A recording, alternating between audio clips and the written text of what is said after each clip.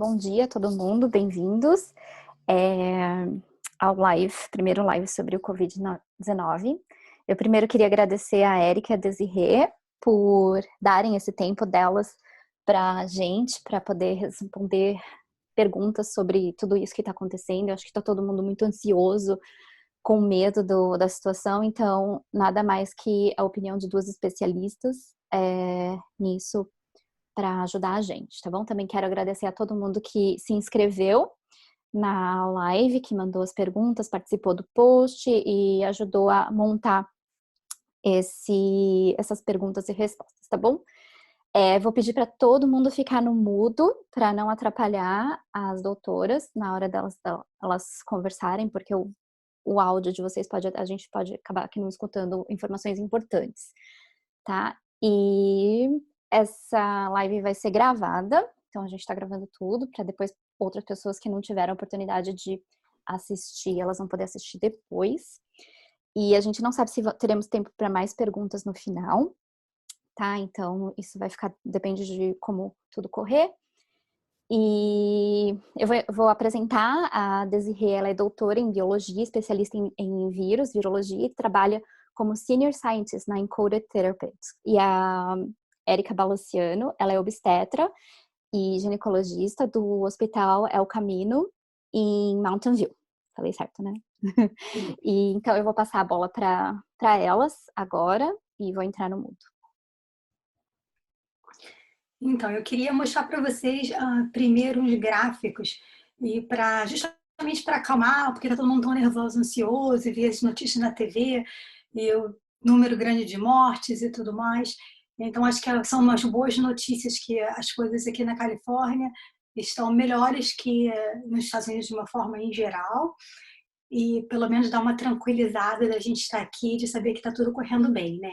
Então, começar o live com essas boas notícias.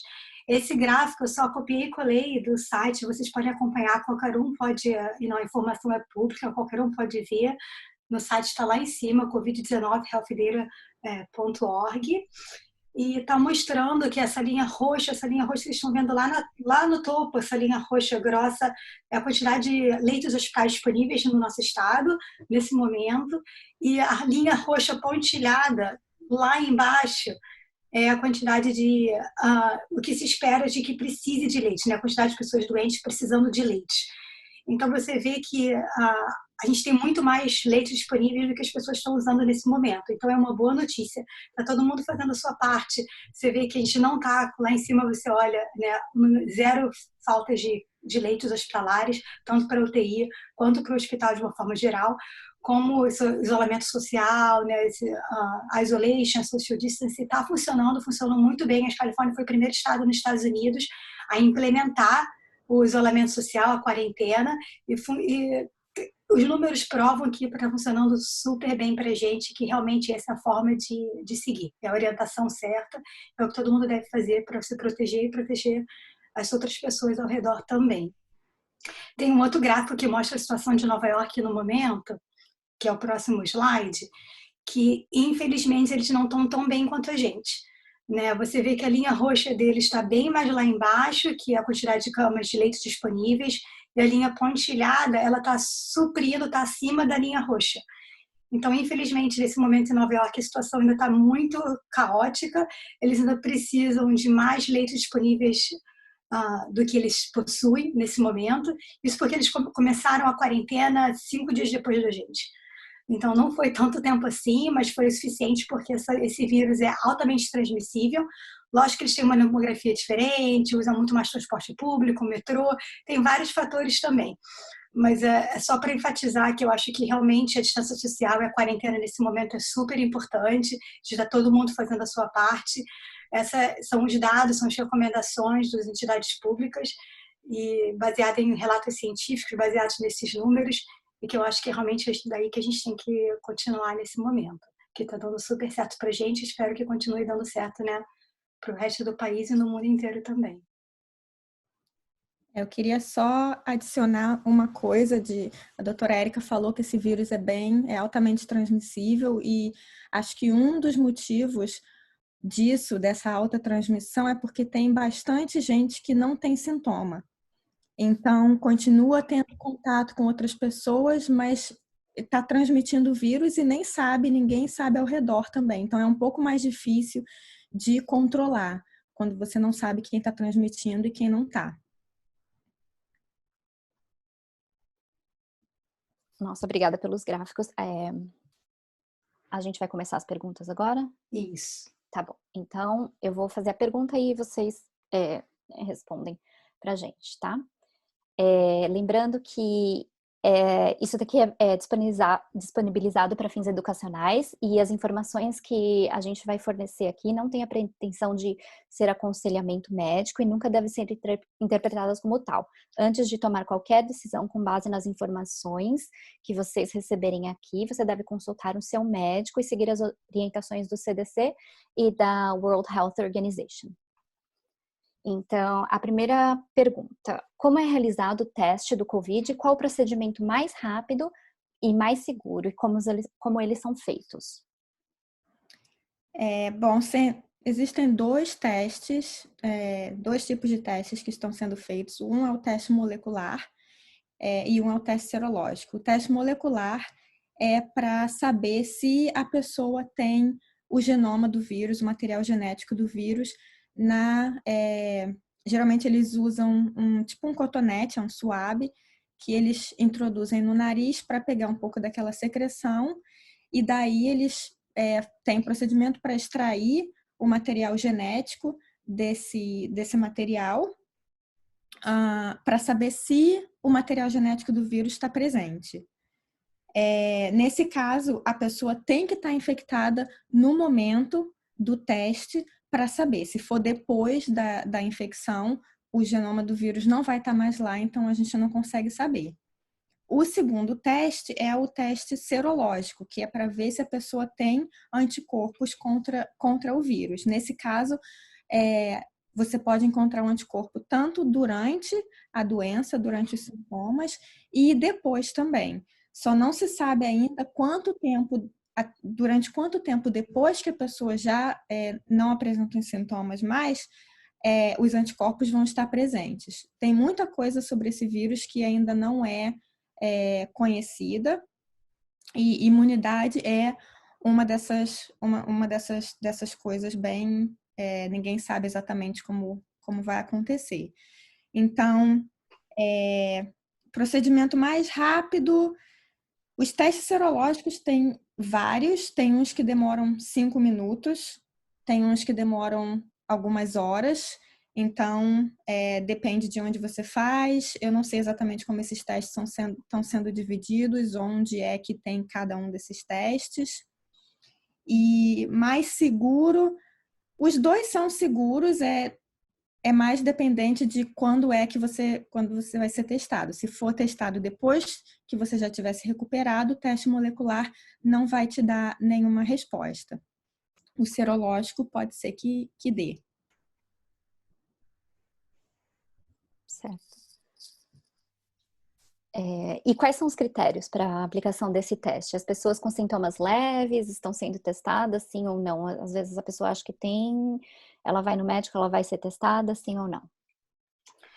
Então, os critérios para a aplicação do teste, eu coloquei essa tabela aí, que eu também tirei lá embaixo do California Department of Public Health, que são todas as recomendações das entidades de saúde, que no momento, né, há uma limitação dessa quantidade de testes. Realmente o ideal seria que todo mundo fosse testado, justamente pelo fato de Desirê ter falado que existe uma carga muito grande de pessoas que não têm nenhum sintomas e mesmo assim estão transmitindo a doença. Então esse realmente seria o mundo ideal, mas não é o que está acontecendo agora no momento, nem aqui nos Estados Unidos, nem em nenhum lugar do mundo. Há uma escassez, uma limitação desses testes ainda nesse momento, então existem critérios para quem vai ser testado. Os critérios, em geral, a prioridade está dando para pessoas que têm sintomas, para que elas possam ser diagnosticadas, serem isoladas, acompanhadas, e para dado epidemiológico, para tratamento, para tudo. Então, são pessoas que são sintomáticas e que elas também estão dentro do grupo de risco, né? E que ainda tenham doenças, pessoas mais velhas, tenham comorbidades, são profissionais de saúde que estão no hospital, precisam também receber esse teste. Que tem alguma doença crônica, doença renal, doença doença pulmonar, ou que estejam idosos, que já são uma população em risco, ou então estejam em nursing homes, né, em lar de idosos, morando lá, presos, toda essa população que tem uma chance maior de ser infeccionada.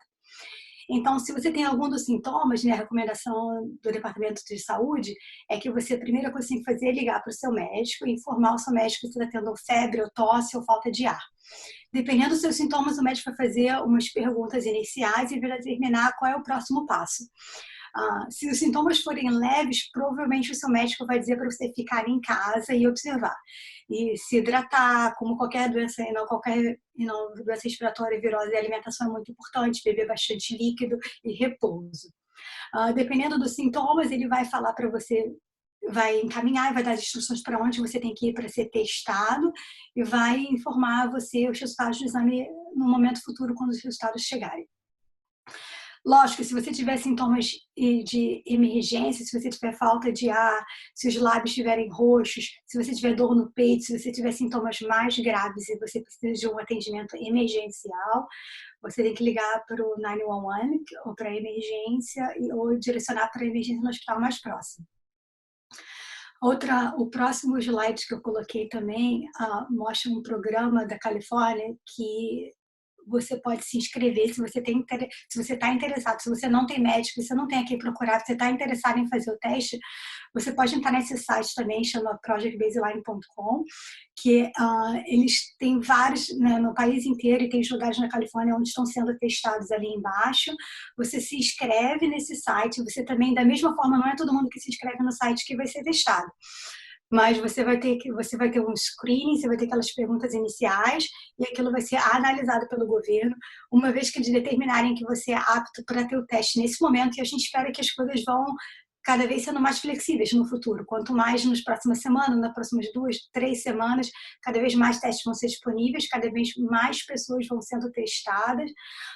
Nesse momento, na Califórnia, tem 14 mil testes esperando resultado, então não tem todo um processo, né, que foi implementado há pouco tempo, muita coisa está se descobrindo essa doença ainda.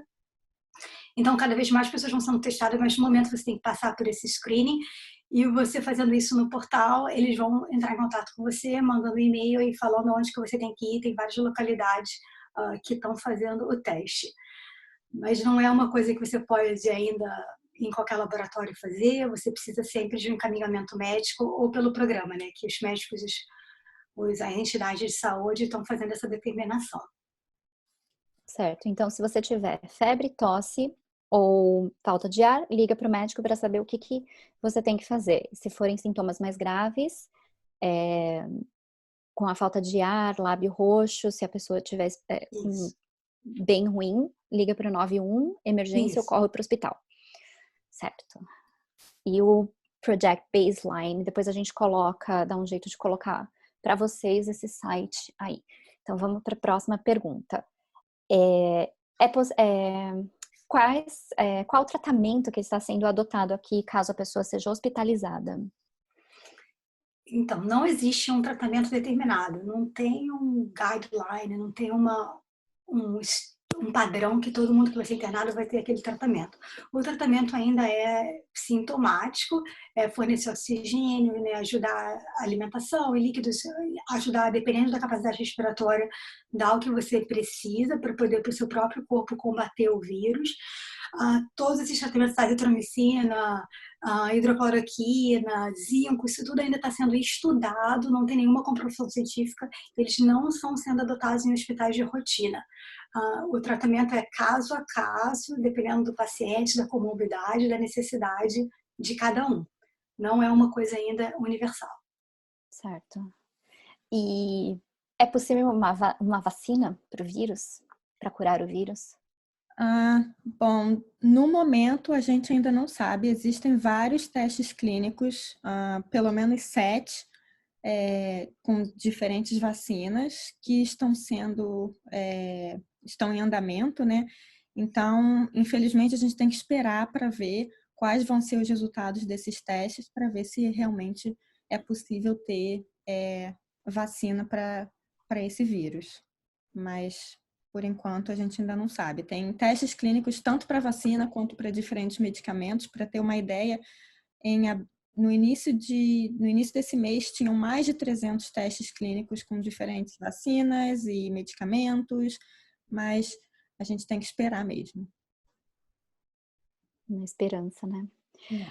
E para que a hidroxicloroquina serve? Por que ela foi considerada uma potencial cura do vírus? E também tem gente que pergunta se vai precisar estocar, se em caso a pessoa já toma esse medicamento, se ela precisa se preocupar em estocar isso, né? Você pode... Para que serve esse medicamento? Por que estão falando tanto desse medicamento? O que eu achei sobre isso é que no laboratório foi mostrado que a hidroxicloroquina poderia inibir a replicação de um vírus que é semelhante ao COVID-19. Mas isso é em laboratório. Quando eles foram fazer o teste clínico, eles não viram diferença entre as pessoas que tomavam o medicamento e o placebo, que são as pessoas que não tomaram. Então, no momento, não tem nenhuma evidência de que esse medicamento serviria para tratar COVID-19. Uhum. Ele é um medicamento para quê? Para antimalária, que eu saiba. Não sei se tem mais algum outro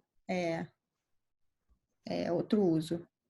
Isso geralmente para malária, para pessoas que têm sintomas imunológicos também, como o lúpus, ele também é usado. E exatamente como a Desirê falou, só para complementar, não tem ainda nenhuma comprovação científica, os testes estão em andamento. A Fiocruz é uma entidade no Brasil que está testando muito. O Brasil é um dos maiores países que tem maior produção de hidroxicloroquina no mundo e exporta também esse remédio, porque acho que a malária também é uma doença endêmica do nosso país. E tem um estudo muito grande, inclusive saiu nos jornais há pouco tempo, né, do governo criticando, os cientistas criticando a Fiocruz, porque muitas pessoas não são a favor da hidroxicloroquina, estão divulgando a hidroxicloroquina como um remédio salvador da pátria, e que não é o caso nesse momento.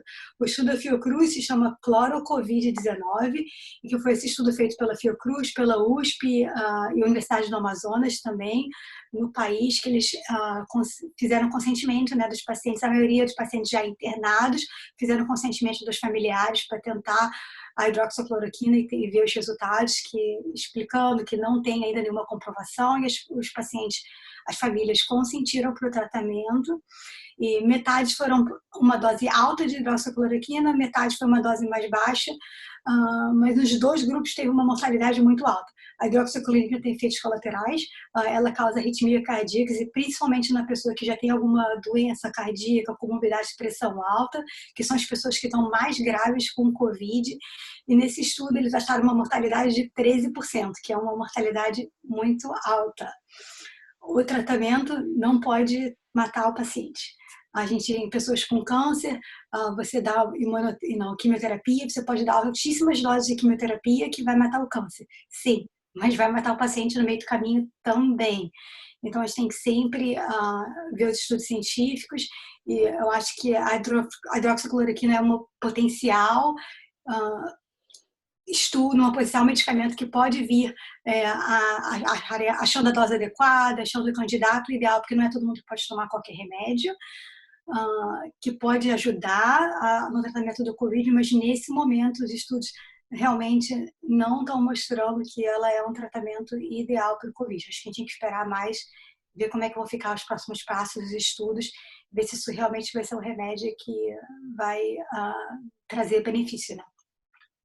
E você acha que por conta desse falatório sobre esse medicamento, as pessoas que já tomam esse medicamento, elas precisam se preocupar com o estoque dele ou precisam conversar com o médico deles? Tá. Eu acho que não. Eu acho que, primeiro que, como eu falei, o Brasil produz demais, exporta demais, e uma vez que essa demanda aumentar, eu acho que a produção também aumenta. Isso a gente não aconteceu ainda, porque não tem nada cientificamente provado que ele realmente é um remédio muito eficaz. Mas uma vez que isso for provado e se isso acontecer, eu acho que a produção também vai aumentar, e eu não acho que a gente devia se preocupar com o estoque nesse momento. Tá. Sobre a pesquisa da vacina BCG, no auxílio do combate ao Covid, existe alguma confirmação? Porque a gente ficou pensando, BCG, a gente toma BCG, né? Quando criança no Brasil. Isso. Então, quando eu vi esse pesquisa, eu falei, tem o BCG, né? Fala um pouquinho desse estudo e por que eles estão falando tanto da BCG. Então, a ideia é a gente usar as armas que nós já temos, né? Fazer uma vacina nova, um remédio novo do zero, demanda muito mais tempo e desenvolvimento e não, médicos e pesquisadores, e a gente não tem tempo para isso. A epidemia, a pandemia está aí, e a ideia é realmente você usar o que a gente já tem disponível. Por isso que estão testando medicamentos, e a BCG veio com um potencial, não que ela trate, né? Mas que ela aumenta a imunidade. Foram vistos, já tiveram vários estudos, né? Um deles foi um estudo muito grande de 2015, que estudou mais de 13 mil crianças, né? Não, 33 países, 33 países, com 150 mil crianças que foram estudadas, e foram vistos que as crianças que tomaram a BCG, elas tinham cerca de 40% menos chances de ter doenças agudas do trato respiratório, de uma forma geral. Então, não sabe exatamente por quê, mas a BCG é vista como ela ativa o sistema imune. Ela também ajuda o seu corpo a proteger contra outras doenças. Aí, visto isso, começou o estudo, será que a BCG também vai aumentar o sistema imune, vai aumentar a imunidade e vai ajudar a gente a se defender do Covid? Será que a gente deveria dar a BCG para todo mundo? Então, esses estudos também estão em andamento. A gente espera que nos próximos meses, 3 a 4 meses, resultados preliminares devem sair. No momento, ainda não existe esse resultado. A BCG é uma vacina de vírus de bactéria viva, uma vacina viva, então ela não pode ser dada para pessoas que são imunocomprometidas. Então, não é qualquer um também que pode tomar. Pacientes grávidos com Covid não podem tomar, que já têm sistema imune debilitado, não vão poder receber essa doença viva. Então, tem várias coisas assim, ainda várias peculiaridades que têm que ser determinadas, se a vacina potencializa o sistema imune, se potencializa quem deve receber, quem não deve receber. Então, isso tudo tem que ser feito com bastante calma também. É uma coisa que eu quero adicionar, não só em relação não só em relação a BCG, mas qualquer um desses medicamentos que aparecem na mídia, que esse vai ser a cura para o coronavírus, e os cientistas que não querem, ou as empresas de biotecnologia que estão contra. Não é isso, gente. Qualquer remédio que o médico vai te passar, ele não vai passar um remédio que ele não sabe quais são as consequências. Então, só vendo coisa que funcionou para outro vírus, então vai funcionar para esse. Não é assim que funciona. Mas funcionou no laboratório. É bem diferente quando você vai aplicar essas coisas nos pacientes. Então, não é campanha de conspiração, nem nada disso. É porque realmente existe um sistema para se fazer teste de todas essas coisas para saber se realmente é eficaz e se é seguro. Entendi. Então, a gente tem que esperar mesmo. CDC, World Health Organization, falarem o que exatamente a gente tem que acreditar e tem que confiar, né? E como que a gente sabe se a gente é imune, se a gente está imune? Se você já teve o Covid, você está imune? Ou se você acha que você teve o Covid porque você teve todos os sintomas, você está imune? Como que é essa questão da imunidade? Eu acho que nesse momento a gente conhece muito pouco sobre esse vírus e sobre a imunidade. Vírus diferentes vão ser tratados diferentes pelo sistema imune. Alguns você vai ter imunidade para o resto da vida e alguns você vai ter imunidade só durante um certo período. E isso ainda não a gente ainda não sabe para o coronavírus. É isso mesmo. Eu acho que, assim, realmente, só para acrescentar, os testes serológicos não estão ainda. Acho que essa é a próxima pergunta, não é? Onde pode fazer? Acho que eu tô indo. Isso, onde que a gente muito pode rápido. fazer o teste? Já pode ir. Onde que a gente pode fazer o teste e quando que as pessoas poderão fazer o teste para saber se elas têm o anticorpos ou não? Isso. O teste, então, não está ainda super disponível, o teste imunológico, porque ele ainda é muito restrito, ainda está sendo muito estudado. Nem todas as pessoas estão desenvolvendo anticorpos, e quando desenvolvem, a gente não sabe ainda, como a Desirê explicou, se essa imunidade vai ser prolongada, vai ser por 1 ano, por 6 meses, por quanto tempo? Ninguém sabe ainda. Então, esses estudos estão sendo feitos e estão esperando dados também para o final do mês, para final de abril, começo de maio. E imagino que, se esses resultados forem positivos, se a imunidade for comprovada, e mesmo que seja parcial, os testes vão ser desenvolvidos mais e vão ser distribuídos mais. Mas, nesse momento, eles são muito restritos e são mais em hospitais, profissionais de saúde, e principalmente para determinar, estão sendo dados para determinar o retorno ao trabalho. Né? Enfermeiro, o médico foi contaminado, fica em isolamento, quanto tempo que você pode, como que você pode retornar para o trabalho, porque uma vez que todo mundo, se muitas pessoas, né, muitos profissionais de saúde ficarem contaminados e forem para casa, vai ser muito difícil cuidar dessa imensidão de pacientes que estão chegando diariamente à emergência. Então, estão sendo usados nesse momento mais para isso, mas esperando mais dados para a comprovação da eficácia para a população em geral. Esse que é o medo, né? Contaminar os profissionais da saúde que estão fazendo de tudo, né? Eu acho que a próxima pergunta é mais ou menos a mesma coisa, né? Se, devido às diferentes mutações do vírus, a pessoa pegando uma, será que ela vai ser imune a todas as mutações do vírus? Bom, essa é outra coisa que a gente também não sabe. Por enquanto, as mutações não parecem estar modificando o vírus de maneira significante para precisar de diferente imunidade para diferentes cepas. Mas só o tempo que vai dizer se é assim mesmo que vai continuar com essas mutações menos que não modificam tanto o vírus. Por enquanto, a gente não sabe ainda, infelizmente. Uhum. Agora a gente vai para contaminação e transmissão. Algumas pessoas perguntaram se ele é um vírus sazonal. Porque, por exemplo, no Brasil, o Brasil é um país tropical, tudo, acham que o vírus não vai ser não vai afetar tanto por ser quentes. Ele tem essa diferença que nem a flu, que é a influenza. Ele é sazonal, ele vem mais no inverno, no outono, ele tem a época do ano que ele vai ser mais forte ou não? Bom, a gente está vendo esse vírus no mundo inteiro, mesmo com climas diferentes. Então, nesse momento, não parece que o clima tem alguma parte em como esse vírus infecta as pessoas. Eu não diria que o vírus é sazonal, não.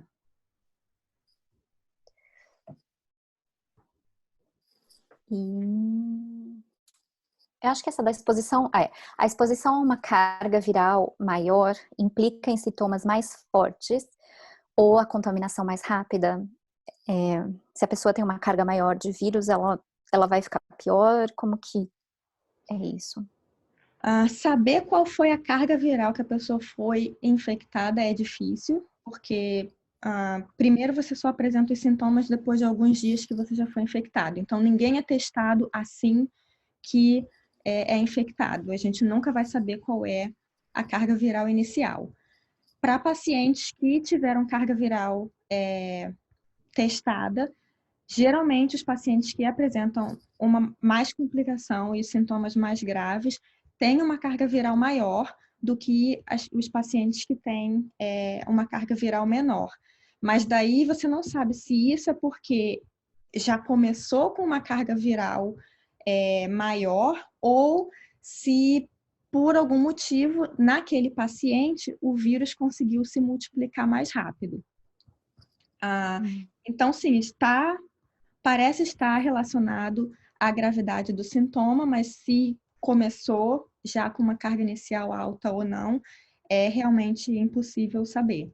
E existem várias outras coisas que podem fazer com que o vírus se multiplique mais ou menos no paciente. Como é o sistema imunológico, idade, outras doenças, como a gente tem falado durante esse momento. E a próxima pergunta: é perigoso a gente contrair esse vírus mesmo se estiver fora do pico da doença no país? Qual a gravidade de contrair esse vírus, mesmo se não estivermos no pico? Então, eu acho que sempre é perigoso e a gente não sabe exatamente, depende do hospedeiro, né, depende da pessoa, como que ele vai se manifestar. Mas a boa notícia, de uma forma geral, dos dados que a gente tem até agora, dos muitos casos que aconteceram na China, dos muitos casos que estão acontecendo aqui nos Estados Unidos também, é que mais de 80% dos casos são sintomas leves ou sem sintomas. Então, isso é uma coisa que também, para todo mundo ficar mais tranquilo, a maioria das pessoas aqui no Brave, nesse chat, nesse live, são pessoas, mulheres jovens e saudáveis. Então, assim, em geral, a chance de você ter alguma coisa séria é pequena.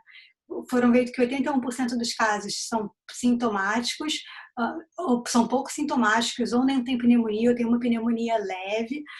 14% dos casos são um pouco mais graves e apenas 5% são críticos e severos, que vão realmente demandar cuidados de UTI e ICU, UTI, esses respiradores. Então, esses são 5% dos casos, mas 5% dos casos de uma população enorme sendo contaminada é bastante gente. Por isso, falando de achatar a curva, isolamento social, por causa de todos esses números que acabam sendo muito grandes. Mas a boa notícia é que realmente a maioria das pessoas não saudáveis não vão ter sintomas. A preocupação maior são com grupos de riscos, são as pessoas mais idosas, com mais de 65 anos, que já têm doença cardíaca, pressão alta, diabetes, obesidade. Obesidade é vista como um grupo de risco também. E qualquer outra comorbidade, né, que você a longo prazo, que vai de uma forma ou de outra deixar o sistema imune um pouco mais prejudicado. Então, independente, se você não tiver se não tiver no pico, se você for do grupo de risco, é grave da mesma forma. A única gravidade menor aí, porque vai ter vaga no hospital. O problema agora vai atingir um pico. O que a gente se preocupa mais é com as vagas nos hospitais. Se muita gente começar a ficar doente, vai piorar a situação, porque não teremos vagas, muita gente pode acabar falecendo por conta de falta de cuidado, né? Esse que é o medo maior. E sobre a contaminação, se o meu marido pegar o vírus e a gente estiver na mesma casa, só que em ambientes separados, tem como evitar o contágio? O mais indicado é ficar em locais separados, mas como os sintomas começam depois de a pessoa já estar passando o vírus, pode ser que a esposa esteja já infectada, não dá para saber, mas quanto menos contato, menor a chance de contaminação da outra pessoa. Então, exato. E as recomendações ainda realmente é para manter o isolamento, mesmo dentro de casa. O período de incubação, né, do período que você foi contaminado até você desenvolver sintoma, pode ser até de 2 semanas. A maioria das pessoas desenvolve com cerca de 4 a 5 dias, mas pode demorar até 2 semanas para você ter algum sintoma e você já está transmitindo o vírus para outras pessoas. Mas a gente não sabe se você transmite ou não, então uma vez que você está doente positivo, a recomendação realmente é isolar.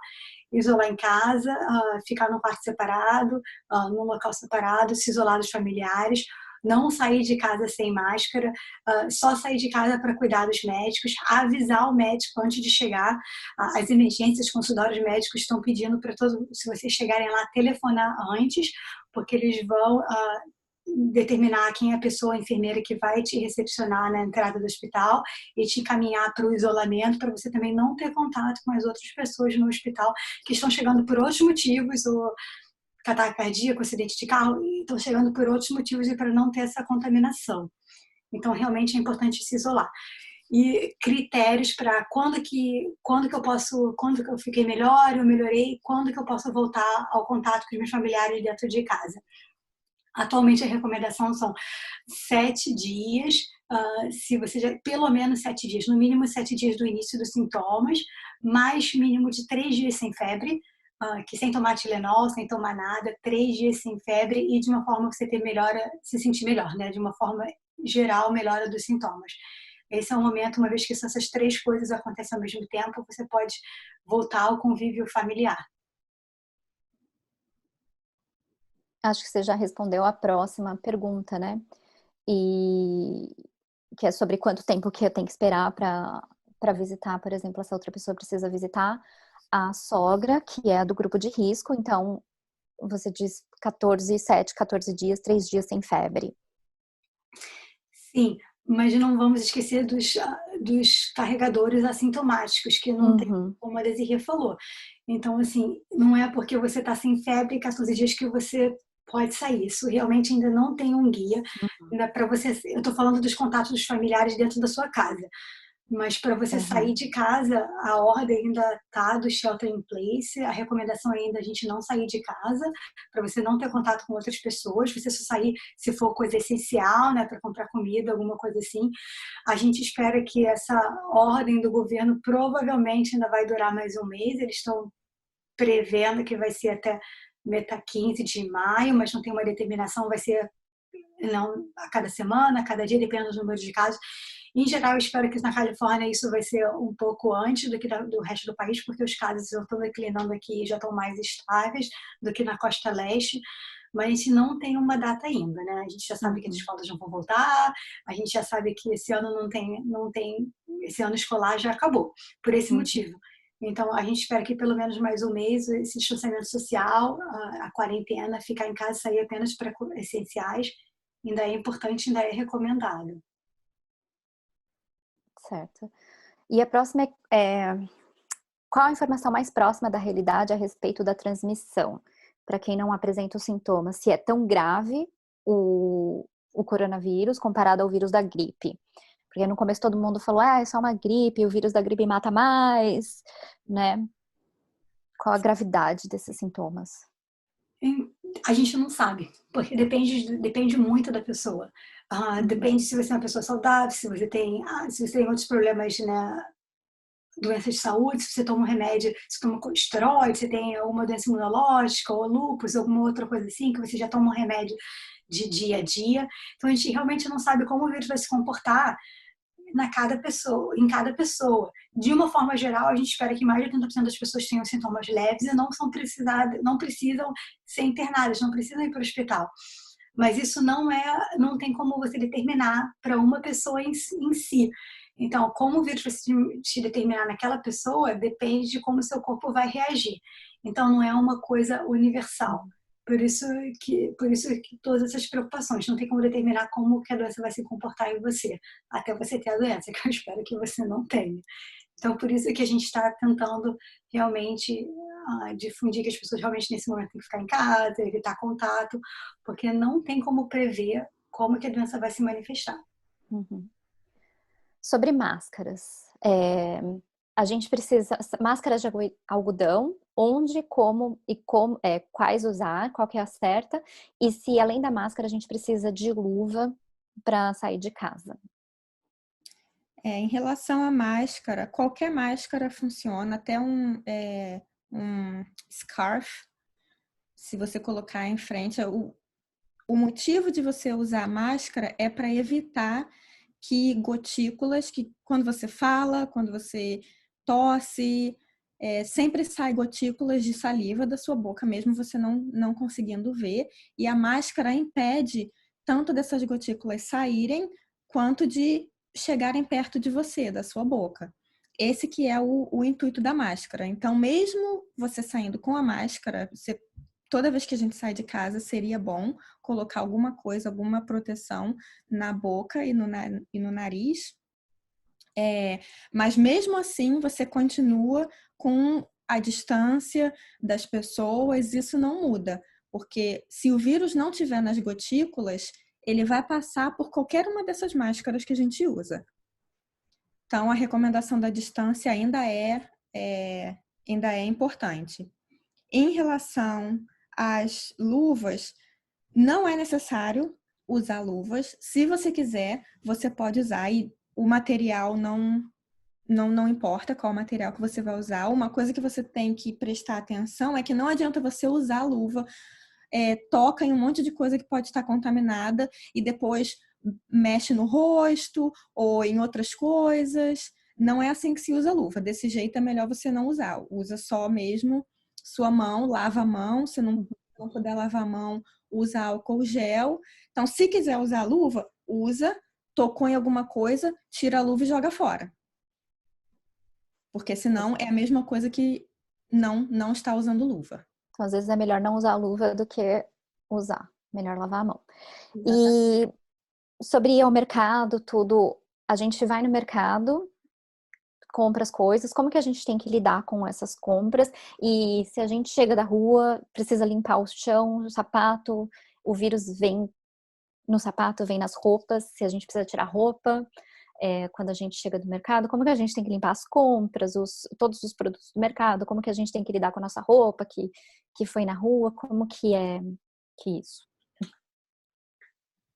Eu posso falar uma coisinha só da máscara Pode. antes de passar para essa pergunta? Só para um comentário curto.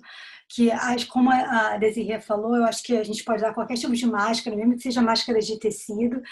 E só para lembrar que essas máscaras de N95, elas são chamadas de N95 porque elas filtram 95% das partículas, mas elas são realmente ainda recomendadas só para profissionais de saúde, porque há uma escassez de máscara, então não é recomendado que se você está fazendo distanciamento social, se você está usando a máscara de pano, isso é uma proteção suficiente.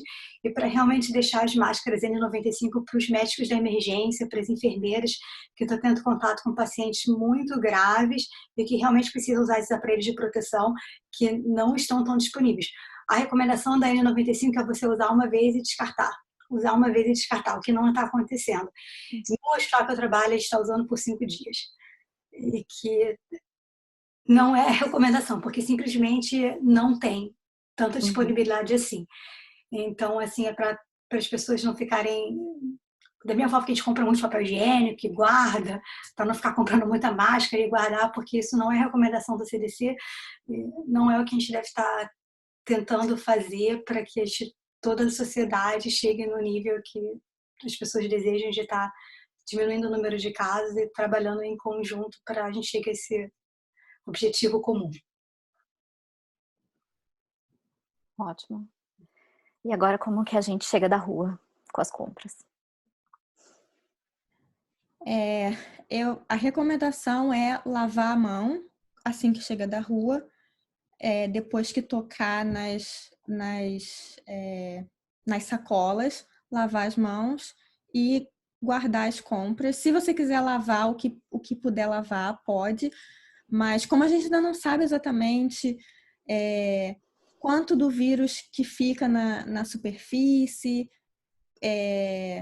o mais importante mesmo é lavar a mão, não colocar a mão no rosto antes de lavar e antes de comer fruta, verdura, essas coisas, praticar os mesmos cuidados que a gente faz normalmente, lavando tudo, lavando a mão. E alguém perguntou sobre o Clorox também, né? O Clorox é um dos desinfetantes que é recomendado para limpar, mas você não vai passar, não coloca Clorox na comida, por favor. Nas frutas, nada disso. Se quiser limpar a sola do sapato, tem gente que coloca um paninho com Clorox na entrada da casa para limpar o sapato antes de entrar. Pode fazer também. Mas eu não vi nenhum estudo mostrando que se você fizer isso não tem mais vírus no seu sapato. Mas é uma maneira de repente diminuir a quantidade de vírus que você está possivelmente levando para dentro da sua casa. Precisa tirar roupa antes de entrar em casa? Não, eu diria que não. Doutora Érica, qual é a sua opinião em relação a isso? Acho que não, eu concordo com você. Eu acho que realmente a possibilidade de você pegar de superfícies é pequena. É um vírus respiratório, então a gente espera que realmente seja a maioria da transmissão é por contato, uma pessoa falando próxima da outra. Mas a chance é pequena, mas não é zero. Então, assim, o máximo de cuidado que você puder ter, de precauções, eu acho que é viável, que vale a pena você se prevenir da melhor forma possível. Agora, se você puder trocar, limpar, lavar, Em geral, eu na minha casa mesmo, eu deixo as compras que você traz, que não precisam ir para a geladeira de imediato, pacote de biscoito, eu deixo na garagem por 3 dias, só pego 3 dias depois. E tudo que vai na geladeira eu lavo com sabão, as frutas, as embalagens de leite, passo com um paninho de Clorox em tudo. 3 dias é o suficiente? Não sei. Já foram vistos que o vírus ficou em superfície até 5 dias, né? Então, os meus 3 dias na garagem talvez não servam de nada. Mas a gente não sabe, tem muita coisa que a gente não sabe. Então, eu acho que o máximo que você puder fazer para se proteger e evitar contato, em termos de higiene, é bem-vindo. Eu acho que vocês responderam todas as perguntas que estavam ali da contaminação. Tinha muita pergunta sobre esse das compras, então manter a higiene e limpar, lavar a mão sempre antes de abrir um pacote, antes de pegar no alimento, lava a mão, né? Sim, o mais importante de tudo, se você não conseguir fazer todos esses detalhes de lavar, limpar e colocar, realmente o mais importante é sempre lavar as mãos. Antes de se alimentar, depois de pegar alguma coisa no mercado, pegou, guardou tudo, lavar as mãos, isso é o mais importante. Tá, eu gostei de um comentário que vocês colocaram aqui, que o vírus tem uma camada de lipídio, é isso? E o sabão, você pode explicar um pouco mais por que tem que ser o sabão? Então, esse vírus tem, como a Érica falou, tem uma camada de lipídio, que é gordura, e se você tira essa camada de lipídio, o vírus não é mais infeccioso. É por isso que todo mundo fala, sabão, tem que lavar a mão com sabão durante 20 segundos, porque o sabão destrói essa camada de gordura. E é por isso que a recomendação é realmente de lavar as mãos, que aí você mata o vírus. Tá, e o próximo é sobre a comida em si. Qual o risco da gente se contaminar com a comida pronta, pedir no delivery, comida pronta, e quando voltar para o trabalho, se vai poder usar o mesmo micro-ondas que as pessoas, se a gente pode... Essa é a relação da comida, assim, se a gente pode comer a comida que outra pessoa fez e trouxe na nossa casa. A recomendação que eu seguiria seria a mesma coisa. Depois que você abre as vasilhinhas que vem a comida, tocou, lava a mão antes de comer. Se quiser, pode tirar a comida do pote em que veio e colocar num pote seu da sua casa. Mas realmente a transmissão, como a doutora Érica falou, é transmissão pelas vias respiratórias. Então, a gente não sabe ainda exatamente como é que se dá, se essa transmissão se dá quando você come alguma coisa contaminada. Mas a gente espera que todos os restaurantes estejam seguindo as mesmas recomendações de que eles seguem para segurança normal de comida, para não ter bactéria, não ter vírus, não ter nada. Então, eu não acho que a gente tenha que parar de pedir delivery, é só tomar esses cuidados mesmo que você faz com as compras, de lavar a mão antes de comer, todas essas coisas. Isso mesmo. Tá. E agora a gente vai começar no grupos de risco. Aí, quem tem asma, bronquite, quando fica gripada, ela tem muita falta de ar. Como que ela vai saber separar se é Covid, se não é? E eu acho que você tem os slides agora para o grupo de risco, né? Acho que é um pouquinho doutora. Depois, quando eu chegar na parte de gravidez. Então, tá bom. Desce daí. Se a pessoa já tem asma, bronquite, como que ela vai saber diferenciar? Se é... Em geral, o Covid se manifesta com febre alta, o que não é comum na asma e na bronquite. Então, esse é um dos sintomas mais comuns, é a falta de ar, a febre alta e a tosse.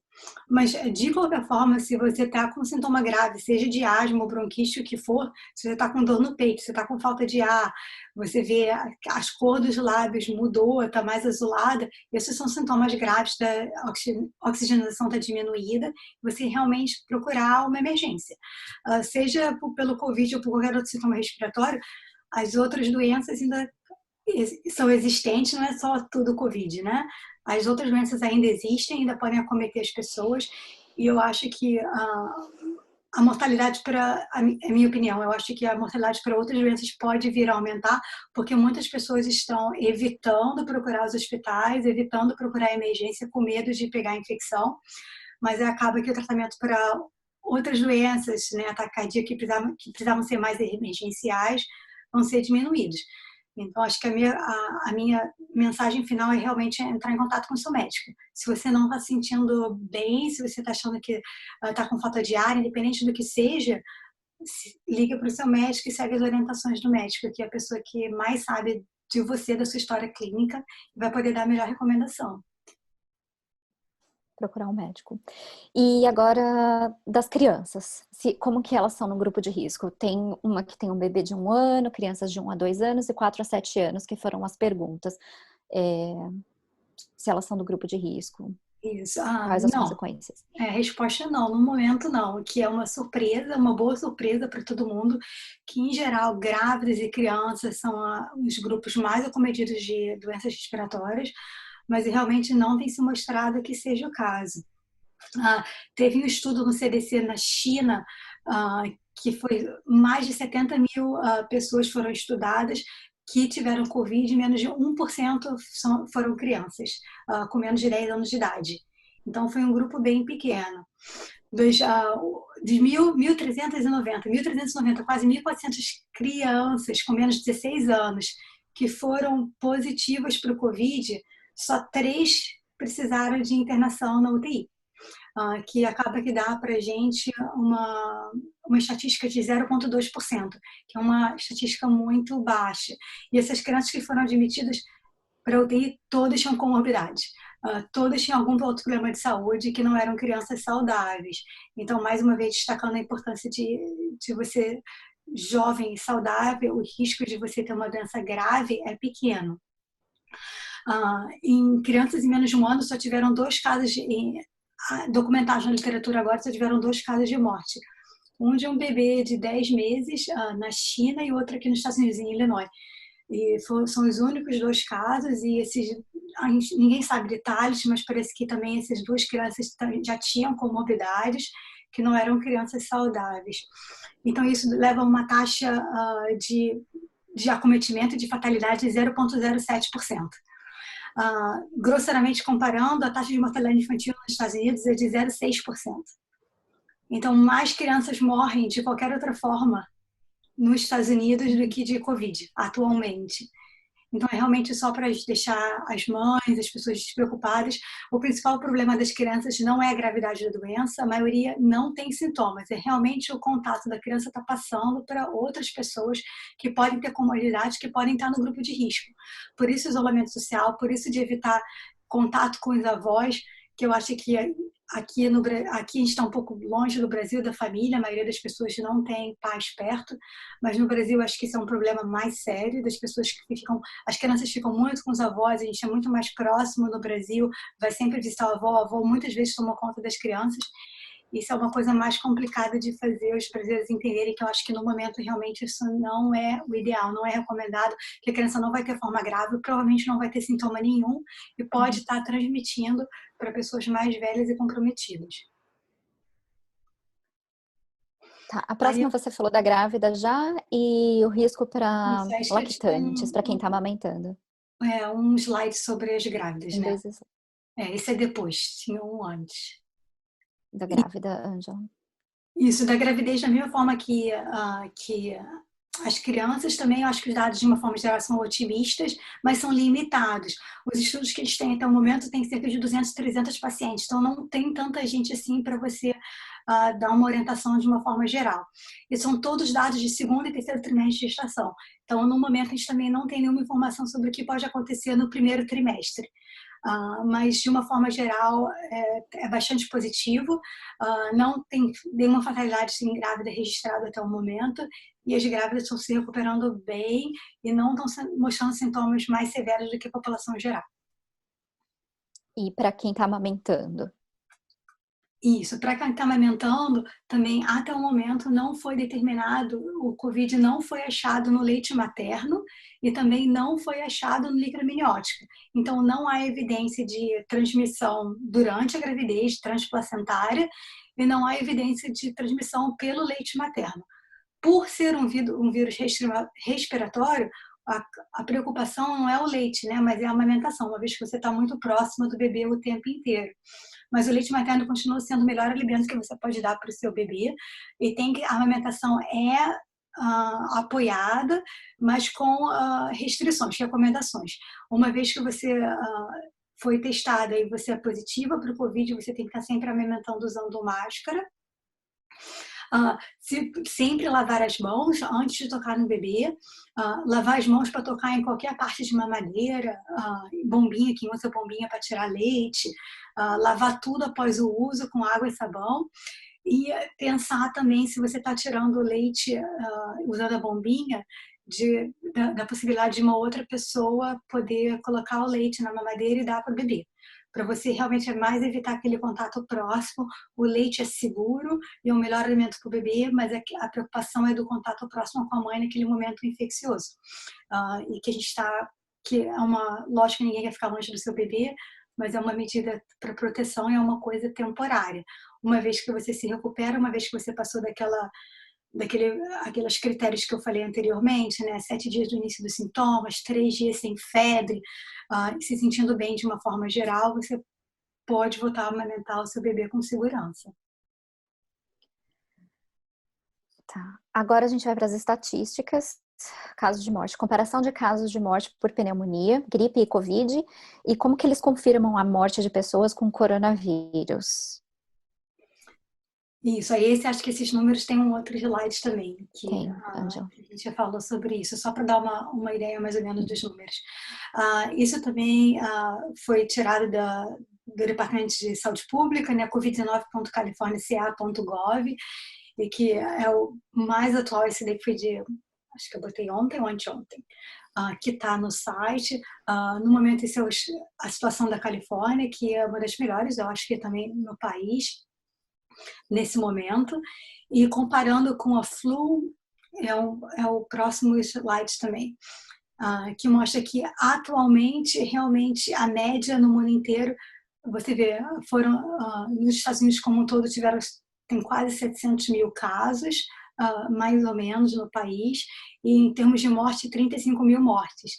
A flu mata 450 mil pessoas, em média, todo ano, no mundo inteiro. Os números do flu e de hospitalização e de doenças, de morte, são maiores do que o Covid. Mas em medicina não vale só um número, né? Eu acho que não é por causa desses dados, você tem que saber interpretar esses dados também. Não é, realmente causa mais morte que o Covid, então o Covid não é nada, é uma gripe forte, ou um sintoma leve. Na minha opinião, não é. Você tem que ver também que a gente está em isolamento, que quando você tem gripe, você não existe um isolamento social, você não sabe quanto maior esses números seriam se o isolamento social não tivesse em efeito nesse momento. A flu tem vacina, que muitas pessoas tomam vacina também. O Covid a gente não tem vacina ainda, a gente não tem tratamento. A flu tem um antiviral que você pode tomar e que melhora, diminui a gravidade dos sintomas. Isso não existe para o Covid ainda nesse momento e a gente não sabe como isso vai se desencadear. A transmissão do Covid é muito maior. Em geral, a gente espera que a flu é 1 para 1, que uma pessoa contaminada vai transmitir para uma outra pessoa. Do Covid, os estudos estão mostrando que é mais ou menos 1 para 3. Uma pessoa contaminada transmite para outras 3 ao mesmo tempo. Então, a transmissão é muito maior e eu acho que o impacto realmente, como um todo, se a gente não fizer essas medidas, pode ser muito maior. Mas não se sabe, não tem uma determinação exata. Muitos especialistas no assunto, em epidemiologia e estatística, estão prevendo que talvez quando a gente voltar às atividades normais, sair do isolamento social, para o final do ano, outubro, novembro, vai ter um outro pico de Covid, porque as pessoas vão estar diminuindo, né, a barreira e diminuindo o isolamento. A gente não sabe, né? São as especulações. Eu acho que o mais importante é seguir as recomendações do CDC, da Organização Mundial de Saúde, que estão estudando não só as 4, 5 pessoas que você sabe na sua área, né? Meu amigo tomou cloroquina e melhorou. Mas estão estudando uma quantidade, um número muito maior de pessoas. Então, para você ter uma estatística confiável, você precisa estudar um número grande. Então, a gente tem que tentar realmente seguir as orientações desses órgãos e não seguir ideias e opiniões baseadas no nosso grupo pequeno de relações. E aí, que você estava falando de quando a gente sair, então vai para a próxima pergunta. E como que a gente tem que se comportar após o fim da quarentena, se é que vai acabar agora aqui na Califórnia em maio, né? E o que que a gente espera pós-quarentena? Será que vai voltar ao normal? Como que isso vai ser? Eu acho que essa é uma pergunta que eu não sei responder e acho que ninguém sabe. Eu não sei se a Desirê também pode falar como que será. Eu acho que vai ser. As pessoas ainda vão ter muito medo. A volta vai ser gradual, né? Alguns países, né, determinaram que assim as pessoas jovens que não são imunocomprometidas estão voltando ao trabalho, voltando antes das pessoas de risco. Então, liberando as pessoas mais jovens primeiro, as pessoas idosas e com doenças, né, comorbidades, doenças crônicas, para ficar em casa um pouco mais tempo. Eu não sei ainda como vai ser aqui nos Estados Unidos, eles estão prevendo ainda a quarentena para todo mundo até 15 de maio, mas isso vai depender dos números, vai depender de como as coisas vão progredir. E eu acho que vai ser diferente, e pelo menos para esse ano não vai ser o normal, não vai ser o nosso normal, vai ser um novo normal. E que eu acho que ainda vai ter muita proteção, ainda, principalmente por causa dessas especulações de mais para o final do ano está tendo um outro pico da doença, tentando mais gente. Até a gente ter uma vacina, a gente tem uma coisa que realmente seja eficaz. Demora muito para ter vacina, demora anos para. Eu não espero que a gente vai ter uma vacina em menos de 1 ano e meio, 2, talvez a Desirê possa falar um pouco mais. É um processo demorado e que, de repente, se a gente conseguir intensificar, se tiverem muitos pesquisadores trabalhando nisso, talvez em 1 ano e meio, 2, a gente tenha uma vacina, que já é um processo muito mais rápido que geralmente ocorre. Então, acho que até realmente as pessoas serem imunes, a maioria ser imune, a gente tiver uma vacina como a vacina da gripe, que a gente tem que tomar todo ano, porque todo ano é um vírus diferente, não é a mesma vacina. Eu acho que, da mesma forma, isso provavelmente vai acontecer no futuro com o Covid, mas a gente não tem essa resposta no momento. Eu concordo com a doutora Érica. É difícil saber agora como é que vai ser o depois da quarentena. Eu acho também que vai ser um novo normal. A vacina vai demorar de 1 ano a 1 ano e meio para começar a ser produzida, mas existem mais de 300 testes clínicos em andamento. Pode ser que a gente encontre um medicamento que já está aprovado para tratar de outra doença, para que seja bom para tratar o COVID também.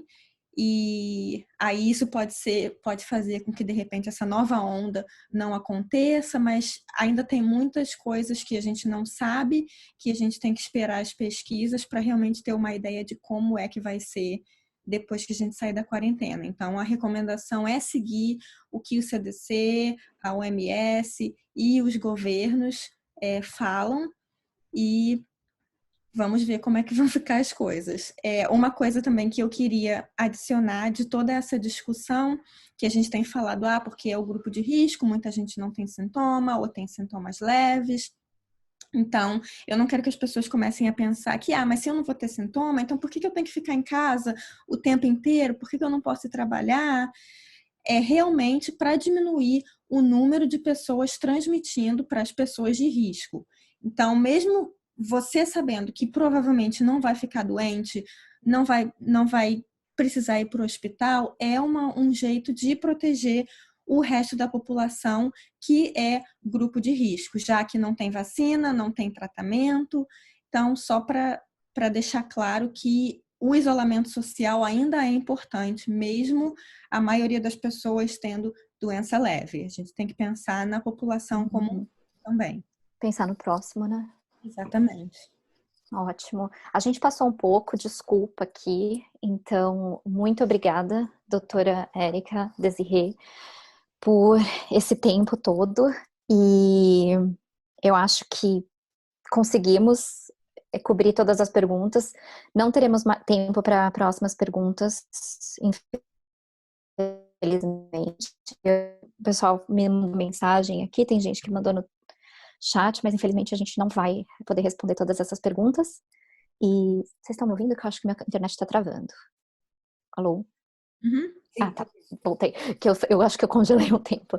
E vou lembrar todo mundo que isso foi gravado, então a gente vai disponibilizar no nosso site e no grupo depois. E também gostaria de pedir para vocês que estão aqui já, que não responderam a nossa pesquisa de 2020, para responder, ajuda a gente a criar novos conteúdos como esse aqui, que é super informativo, necessário para vocês, para toda a população dessa comunidade brasileira, e para a gente fortalecer isso, a gente precisa conhecer a comunidade brasileira, né? Então, por favor, respondam a pesquisa, ela está no grupo, ela está no nosso site, no Instagram, e também ontem nós lançamos a Corrente do Bem, que tem um formulário para as pessoas que querem ajudar outras pessoas nessa situação, nessa crise do Covid, e também para quem precisa de ajuda, também precisa responder esse formulário para a gente saber quem é que precisa de ajuda e como a gente pode ajudar. Então, também está no grupo, também está no site bravewn.com. Entrem, respondem essas duas pesquisas para a gente poder ajudar a nossa comunidade, tá bom? E agora eu vou finalizar. Adicionando que as duas pesquisas são confidenciais, a gente não vai distribuir dados, a gente não quer saber quem são. E no caso de quem precisa de ajuda, a gente também não vai dividir essa informação. É só para a gente realmente conseguir conectar quem está podendo ajudar com quem precisa ajudar e ver formas de que nenhum projeto está ajudando ainda. Então, se você conhece alguém que precisa de ajuda, fala para preencher o formulário, compartilhem os dois formulários, tanto a pesquisa quanto o cadastro da Corrente do Bem. Isso, é confidencial e a gente precisa só mesmo para ajudar a comunidade e conhecer vocês, tá bom? E muito obrigada novamente, Desirê e Érica. Gente, entrem no Facebook, dê like no post, comentem sobre o que acharam. Se vocês tiverem perguntas, mande para o info@bravewn.com. E muito aí obrigada. A gente vê se a doutora Desirê e a doutora Érica podem responder e a gente disponibiliza de alguma outra forma, a gente vê pelo site ou até no Stories, a gente vê. Então, se vocês tiverem dúvida, mandem. Se elas puderem responder, elas respondem. Isso. A gente responde sim. Obrigada a vocês, meninas. Acho que foi tudo ótimo. Obrigada pela organização, pelo suporte técnico. Sou fã do Brave. Obrigada pelo trabalho que vocês fazem, que eu acho excelente com a comunidade brasileira. Voluntários, disponibilização de tempo, que é difícil para todo mundo, trabalhando e criança. Eu acho que vocês fazem um trabalho muito bom. Então, de parabéns. Obrigada. Obrigada a todo mundo, gente. Bom final de semana.